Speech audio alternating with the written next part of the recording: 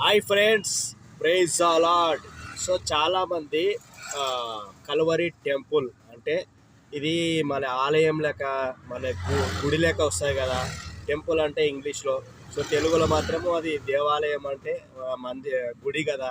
ఇది మరి గుడి పేరు ఎందుకు పెట్టారు, చర్చ్ అని పెడతారు కదా అని చెప్పేసి నా ఫ్రెండ్స్ కానీ ఇతరులు కానీ కొన్ని అడుగుతున్నారు. ఆ, నేను ఏం పెట్టానంటే దానికి వాక్యం గిట నేను గిట్ట చెప్పిన. నా నేను కూడా పెట్టుకున్న పేరు ఏంటంటే సిలువలో యేసుకేక దేవాలయం. అది నా దేవుడైన యెహోవా నాకు చెప్పినటువంటి పేరు ప్రకారం నేను కూడా పెట్టుకున్నాను.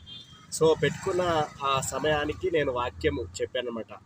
అయితే మత్తయి సువార్త 27వ అధ్యాయము 50 వచనంలో మనకు ఆయన సిలువలో ఆయన కేక వేసినప్పుడు దేవాలయపు తెర పైనుంచి కిందికి రెండుగా చినిగాను అని ఉంటుంది. అంటే పైనుంచి కిందికి, ఆకాశం నుంచి కింది వరకు రెండుగా చినిగాను. అప్పటి వరకు ఏముండే, స్త్రీలు ఆ లోపలికి, మందిరం లోపలికి వెళ్ళడానికి అవకాశం లేదు.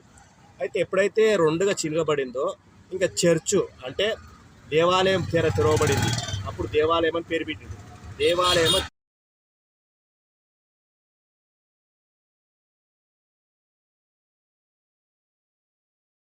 దేవాలయం అనే పేరుకు ఆయన ప్రతిది గిట భూమి మీద 33.5 సంవత్సరాలు ఆయన ఉన్నన్ని రోజులు గిట దేవాలయములోకి వెళ్ళి బోధించను అనే ఉంటుంది. ఎందుకంటే దేవాలయంలో దేనికి పేరు పెట్టినంటే ఆయన వెళ్ళిన మసీదులకి, సో ఆయన తండ్రి ఆలయంలోకి వెళ్ళినప్పుడు ఆ దానికి దేవాలయం అని పేరు పెట్టింది. దేవాలయంలో ప్రతిదినం ఆయన పోయి బోధిస్తూ ఉండే. కాబట్టి అప్పుడు చర్చ్ లేదు కదా.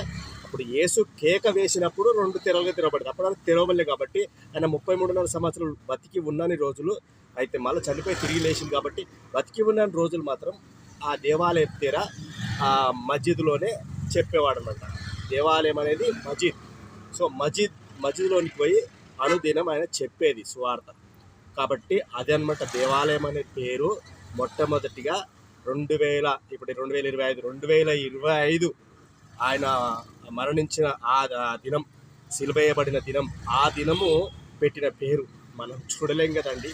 సో కాబట్టి దేవాలయం తెర ఫస్ట్ మనకు సిలువ వేయబడినప్పుడే వచ్చింది.